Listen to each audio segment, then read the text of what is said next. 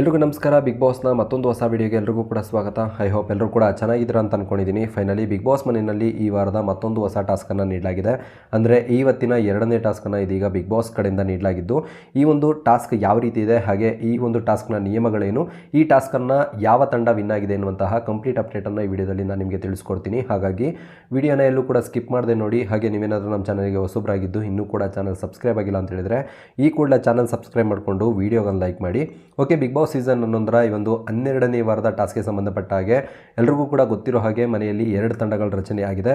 ಒಂದು ಕರ್ನಾಟಕ ಕದರ್, ಇನ್ನೊಂದು ಕರುನಾಡ ಕಿಲಾಡಿಗಳು ಅಂತೇಳಿ. ಈ ಎರಡು ತಂಡಗಳಿಗೂ ಕೂಡ ಈಗಾಗಲೇ ಬಿಗ್ ಬಾಸ್ ಕಡೆಯಿಂದ 4 ಟಾಸ್ಕ್ಗಳನ್ನು ನೀಡಲಾಗಿದೆ. ಇದರಲ್ಲಿ 3 ಟಾಸ್ಕ್ಗಳನ್ನು ತ್ರಿವಿಕ್ರಮ್ ಅವರ ತಂಡ ವಿನ್ ಆಗಿರುವಂಥದ್ದು. ಇನ್ನು 4ನೇ ಟಾಸ್ಕನ್ನು ಬಿಗ್ ಬಾಸ್ ಕಡೆಯಿಂದ ರದ್ದು ಮಾಡಲಾಗಿದೆ. ಅಂದರೆ ಇವತ್ತಿನ ಮೊದಲ ಟಾಸ್ಕನ್ನು ಬಿಗ್ ಬಾಸ್ ಕಡೆಯಿಂದ ರದ್ದು ಮಾಡಲಾಗಿದೆ. ಇದೀಗ 5ನೇ ಟಾಸ್ಕನ್ನು ಬಿಗ್ ಬಾಸ್ ಕಡೆಯಿಂದ ನೀಡಲಾಗಿದ್ದು, ಅಂದರೆ ಇವತ್ತಿನ ಮೊದಲ ಟಾಸ್ಕ್ ರದ್ದಾಗಿರೋ ಕಾರಣ ಇವತ್ತು ಮತ್ತೊಂದು ಹೊಸ ಟಾಸ್ಕನ್ನು ನೀಡಲಾಗಿದೆ. ಅಂದರೆ ಈ ವಾರದ 5ನೇ ಟಾಸ್ಕನ್ನು ಇದೀಗ ಬಿಗ್ ಬಾಸ್ ಕಡೆಯಿಂದ ನೀಡಲಾಗಿದ್ದು, ಈ ಒಂದು ಟಾಸ್ಕ್ ಯಾವ ರೀತಿ ಇದೆಯಪ್ಪ ಅಂತ ಹೇಳಿದರೆ, ಬಿಗ್ ಬಾಸ್ ಮನೆಯ ಗಾರ್ಡನ್ ಏರಿಯಾದಲ್ಲಿ 2 ತಂಡಗಳಿಗೂ ಕೂಡ ಸಂಬಂಧಪಟ್ಟ ಹಾಗೆ ಒಂದೊಂದು ಪ್ರಾಪರ್ಟಿಗಳನ್ನು ನೀಡಲಾಗಿದೆ. ಅಂದರೆ ಕರ್ನಾಟಕ ಕದರ್ ತಂಡಕ್ಕೆ ಕೆಂಪು ಬಣ್ಣದ ಪ್ರಾಪರ್ಟಿ, ಹಾಗೆ ಕರುನಾಡ ಕಿಲಾಡಿಗಳಿಗೆ ನೀಲಿ ಬಣ್ಣದ ಒಂದು ಪ್ರಾಪರ್ಟಿಯನ್ನು ನೀಡಲಾಗಿದೆ. ಇನ್ನು ಟಾಸ್ಕ್ ಯಾವ ರೀತಿ ಇದೆಯಪ್ಪ ಅಂತ ಹೇಳಿದರೆ, ಗಾರ್ಡನ್ ಏರಿಯಾದಲ್ಲಿ ಚೆಂಡುಗಳನ್ನು ಸಾಗಿಸಲಿಕ್ಕೆ 4 ಸದಸ್ಯರನ್ನು ನಿಯೋಜನೆ ಮಾಡಲಾಗಿರುತ್ತೆ. ಅಂದರೆ ತಂಡದ 4 ಸದಸ್ಯರು ಆ ಒಂದು ಚೆಂಡನ್ನು ಒಂದು ಸ್ಥಾನದಿಂದ ಮತ್ತೊಂದು ಸ್ಥಾನಕ್ಕೆ ಸಾಗಿಸಬೇಕಾಗುತ್ತೆ. ಆ ಒಂದು ಚೆಂಡನ್ನು ಸಾಗಿಸಲಿಕ್ಕೆ ಅವರಿಗೆ ಒಂದೊಂದು ಕೋಲ್ಗಳನ್ನು ನೀಡಲಾಗಿರುತ್ತೆ.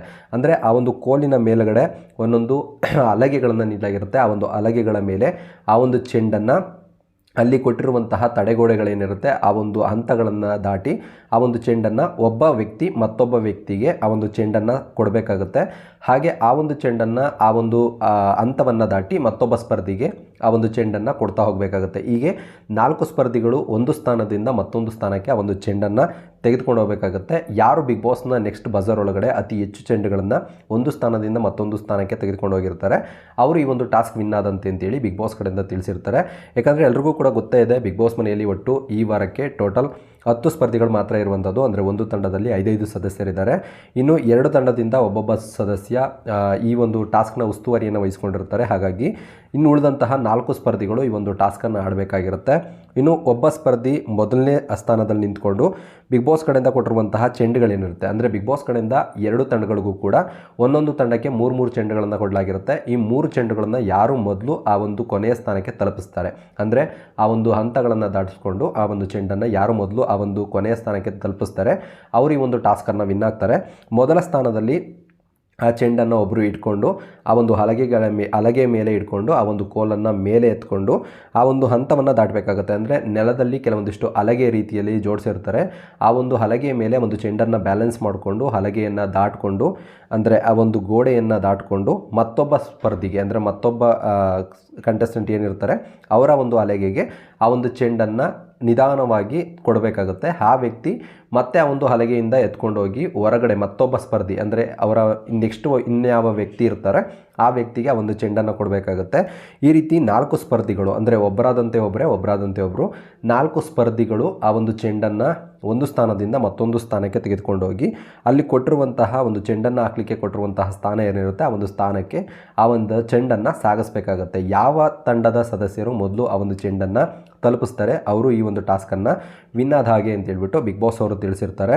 ಈ ಒಂದು ಟಾಸ್ಕ್ನಲ್ಲಿ ಅತಿ ಹೆಚ್ಚು ತಪ್ಪುಗಳನ್ನು ತ್ರಿವಿಕ್ರಮ್ ಅವರ ತಂಡದ ಕಂಟೆಸ್ಟೆಂಟ್ ಆಗಿರುವಂತಹ ತಂಡದ ಸದಸ್ಯರಾಗಿರುವಂತಹ ಚೈತ್ರ ಕುಂದಾಪುರ ಅವರು ಮಾಡುವಂಥದ್ದು.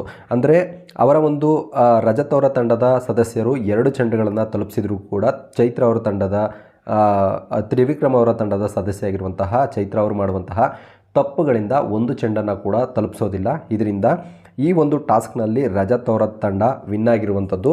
ತ್ರಿವಿಕ್ರಮ್ ಅವರ ತಂಡ ಈ ಒಂದು ಟಾಸ್ಕ್ನಿಂದ ಔಟ್ ಆಗಿ ಈ ಒಂದು ಟಾಸ್ಕ್ನಲ್ಲಿ ಬಿಗ್ ಬಾಸ್ ಕಡೆಯಿಂದ ಪಡ್ಕೋಬೋದಂತಹ ಒಂದು ಮುಖ್ಯ ಅವಕಾಶವನ್ನು, ಅಂದರೆ ವಿಶೇಷ ಅಧಿಕಾರವನ್ನು ತ್ರಿವಿಕ್ರಮ್ ಅವರ ತಂಡ ಕಳ್ಕೊಂಡಿರುವಂಥದ್ದು. ಅಂದರೆ ಬಿಗ್ ಬಾಸ್ ಮನೆಯ ಈ ವಾರದ ನಾಮಿನೇಷನ್ನಿಂದ ಯಾರನ್ನಾದರೂ ಒಬ್ಬರನ್ನು ಪಾರ್ ಮಾಡಲಿಕ್ಕೆ ಒಂದು ವಿಶೇಷ ಅಧಿಕಾರವನ್ನು ಬಿಗ್ ಬಾಸ್ ಕೊಡುವುದಾಗಿ ಈ ಒಂದು ಟಾಸ್ಕ್ನಲ್ಲಿ ತಿಳಿಸಿರುತ್ತೆ.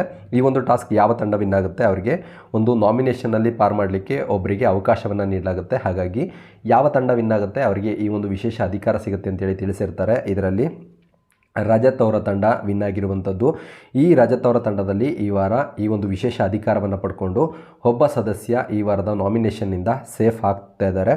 ಇನ್ನು ಚೈತ್ರ ಅವರು ಮಾಡಿದಂತಹ ತಪ್ಪಿನಿಂದ ಈ ವಾರ ಕರುನಾಡ ಕಿಲಾಡಿಗಳ 5ನೇ ಟಾಸ್ಕ್ ಏನಿದೆ, ಈ ಒಂದು 5ನೇ ಟಾಸ್ಕ್ನಲ್ಲಿ ತ್ರಿವಿಕ್ರಮ್ ಅವರ ತಂಡ ಔಟ್ ಆಗಿ ಈ ವಾರದ ನಾಮಿನೇಷನ್ನಲ್ಲಿ ತಂಡದ ಎಲ್ಲ ಸದಸ್ಯರುಗಳು ಕೂಡ ಕಂಟಿನ್ಯೂ ಆಗ್ತಾ ಇದ್ದಾರೆ. ಇನ್ನು ಮುಂದಿನ ಟಾಸ್ಕ್ಗಳಲ್ಲಿ ಇದೇ ರೀತಿಯ ಕೆಲವೊಂದಿಷ್ಟು ವಿಶೇಷ ಅಧಿಕಾರಗಳನ್ನು ಬಿಗ್ ಬಾಸ್ ಕಡೆಯಿಂದ ನೀಡಲಾಗುತ್ತೆ. ಈ ವಿಶೇಷ ಅಧಿಕಾರಗಳನ್ನು ಪಡ್ಕೊಂಡು ಯಾವೆಲ್ಲ ಸದಸ್ಯರು ಈ ವಾರದ ನಾಮಿನೇಷನ್ನಿಂದ ಪಾರಾಗ್ತಾರೆ, ಯಾವೆಲ್ಲ ಸದಸ್ಯರು ಈ ವಾರದ ನಾಮಿನೇಷನ್ನಲ್ಲಿ ಉಳ್ಕೋತಾರೆ, ಯಾರು ಈ ವಾರದಲ್ಲಿ ಒಬ್ಬ ಎಲಿಮಿನೇಟ್ ಆಗ್ತಾರೆ ಅಂತೇಳಿ ಕಾದು ನೋಡಬೇಕಿದೆ. ನಿಮ್ಮ ಪ್ರಕಾರ ಈ 2 ತಂಡಗಳಲ್ಲಿ ಯಾವ ತಂಡ ವಿನ್ ಆಗಬೇಕು ಅನ್ನೋದನ್ನು ಕಮೆಂಟ್ ಮಾಡೋ ಮೂಲಕ ತಿಳಿಸಿ. ಹಾಗೆ ಈ ವಾರದ ಎಲಿಮಿನೇಷನ್ ಅನ್ನೋದೇನಾದರೂ ಇದ್ದರೆ ಈ ವಾರದ ಎಲಿಮಿನೇಷನಲ್ಲಿ ನಿಮ್ಮ ಪ್ರಕಾರ ಯಾವ ಕಂಟೆಸ್ಟೆಂಟ್ ಈ ವಾರ ಬಿಗ್ ಬಾಸ್ ಮನೆಯಿಂದ ಎಲಿಮಿನೇಟ್ ಆಗಬೇಕು ಅನ್ನೋದನ್ನು ಕೂಡ ಕಮೆಂಟ್ ಮಾಡೋ ಮೂಲಕ ತಿಳಿಸಿ ಅಂತ ಹೇಳ್ತಾ ನನ್ನ ವಿಡಿಯೋ ಮುಗಿಸ್ತಾ ಇದ್ದೀನಿ. ನೆಕ್ಸ್ಟ್ ವಿಡಿಯೋದಲ್ಲಿ ಸಿಗೋಣ. ಹಾಗೆ ಇದೇ ರೀತಿ ಬಿಗ್ ಬಾಸ್ ಅಪ್ಡೇಟ್ಸ್ಗಾಗಿ ಚಾನಲ್ ಸಬ್ಸ್ಕ್ರೈಬ್ ಆಗಿಲ್ಲ ಅಂತ ಹೇಳಿದರೆ ಈ ಕೂಡ ಚಾನಲ್ ಸಬ್ಸ್ಕ್ರೈಬ್ ಮಾಡ್ಕೊಳ್ಳಿ. Thank you, bye.